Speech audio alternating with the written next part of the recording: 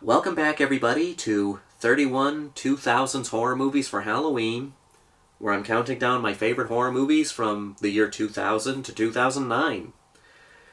We've made it to the number one spot again, my fourth year doing this, and I love the countdown, I love the ranking, I love building the suspense as we get to the number one spot, but let's get into it. This is my favorite horror movie from the 2000s. In the number one spot, we have May.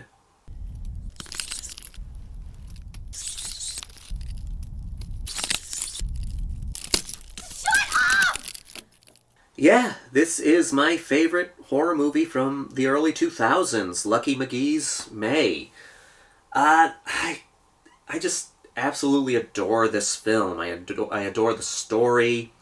I am a big fan of Descent into Madness movies, and May, for me, is one of my favorite Descent into Madness horror movies. So we have Angela Bettis playing the character of May. When she was a kid, she had a lazy eye, and her mother, tried to tell her to hide it from people because it was an imperfection that May had, and the kids made fun of her for it, and that kind of made her an outcast. So she grew up to be a socially awkward adult who doesn't really know how to interact with people. She's a very lonely person. Her only friend is this doll that she keeps in a case.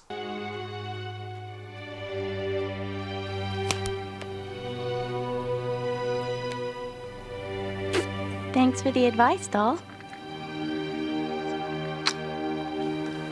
And the thing about May is that she is focused on people's perfect parts.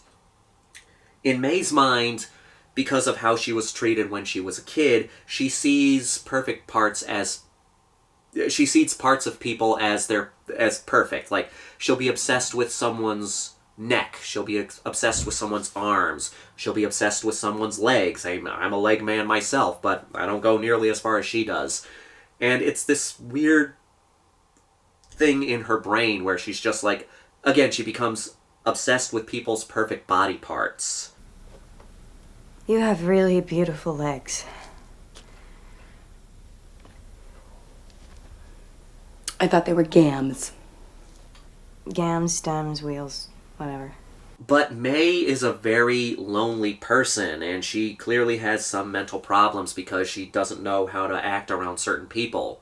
She falls in love with this guy who has perfect hands, and she eventually meets the guy and tries to develop a relationship with her, but she ends up scaring him off just because of how awkward she is and how she doesn't understand proper social etiquette in many ways.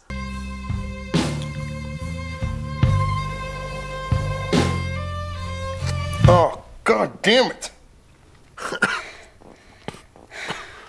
And it builds up to a point where May becomes so lonely that she decides to... This is as it gets into the third act, she decides that she wants to make her own friend.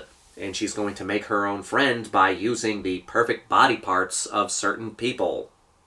So yeah, this is a movie where a woman becomes a serial killer, or at least a mass murderer, killing people and taking their perfect parts to build her perfect friend. One of the big things about May is how sad it is. It's a very tragic horror movie. This is following a woman who is so lonely and wants to, find somebody to be her friend, and her loneliness eventually drives her to madness, where she's willing to kill people. Loneliness can be a very hard thing for anybody to deal with, and it can lead to some psychological issues. One of the interesting aspects of this movie is the character of Polly, played by Anna Faris. May works at a veterinarian clinic, and one of the secretaries who works there is Polly. Now, Polly is a lesbian who has an attraction to May. But of course, May is attracted to this boy or this guy that she eventually scares off. And it gets to a point where May succumbs to Polly's advances. Now, the thing about May is she's not really a lesbian. I mean, she could probably be bisexual and something like that. I don't question anybody's sexuality.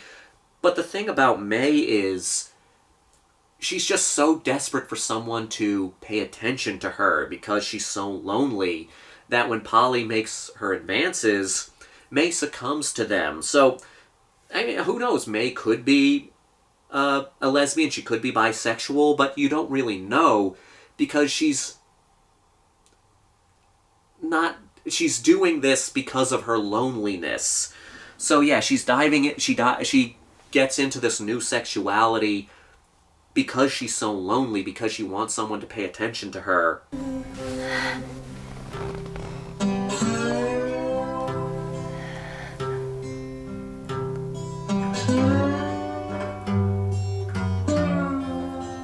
And then later on we find out that Polly isn't looking for a relationship. She's just looking for women to have sex with, and she hooks up with this other woman, and that really hurts May. So you have all these things piling on top of that. You know, May just wants friends. She wants people to love her. She wants to not be this lonely anymore. And because of that, she goes to certain lengths, and it really affects her psyche. For years, her only friend was this doll in a glass case that she couldn't really touch. And yeah, again, because of that, she doesn't know how to behave because she only talked to this doll. Something that always hits me with Descent into Madness movies is, you know, like, they are so suspenseful because we know the character is going to do something terrible. It's just a question of when it's going to happen and what they're going to do, which adds so much tension in my mind. What are you doing here? Where's Polly? In the head. Now, it does take a while for May to start killing people. She is going to kill people, it's just a matter of when is it going to happen. But we're still drawn into the story, you know, like, we really do feel bad for her, because it's just like her life was so messed up, and because of that, she doesn't know how to act around people. It's just the whole thing. It's just, this is just somebody who wants a friend, someone to talk to other than a doll, someone to be around, someone to just pay attention to her. But we also know she needs psychological help. She has mental problems, and those mental problems are going to get the better of her, unfortunately.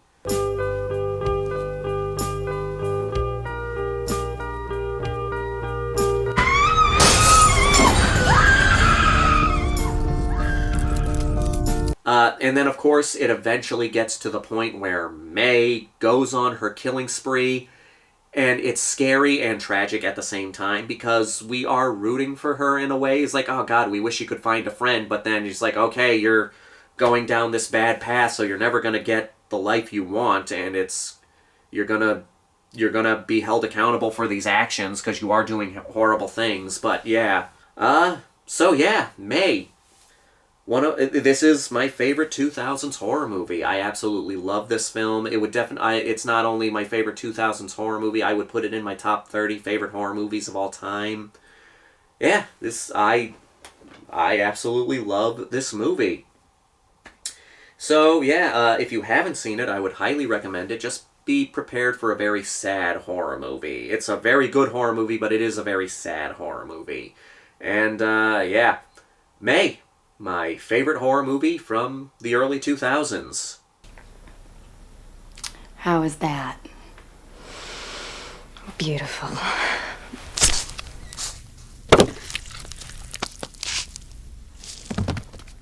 And there you have it. We've finished another countdown for this year for Halloween. I hope you all enjoyed it. Let me know what you think of May, and let me know your favorite 2000s horror movies down below. You don't have to do 31. I mean, if you can, go right ahead, but that's an insane amount to do. But just do some of your favorite ones down below. I really want to know this one here. But, yeah. Thank you all so much for watching. Thank you all so much for joining me in another ranking series for Halloween. I hope you all have a happy Halloween. I hope you all have a safe Halloween. Enjoy yourself, whether you're going out with your kids trick-or-treating, you're going to a Halloween party, you're handing out candy, or just sitting back and watching some horror movies. Enjoy this Halloween. This is a year that we horror fans love. And until next time, this is the Maniac, here to remind you that the Grindhouse will never die.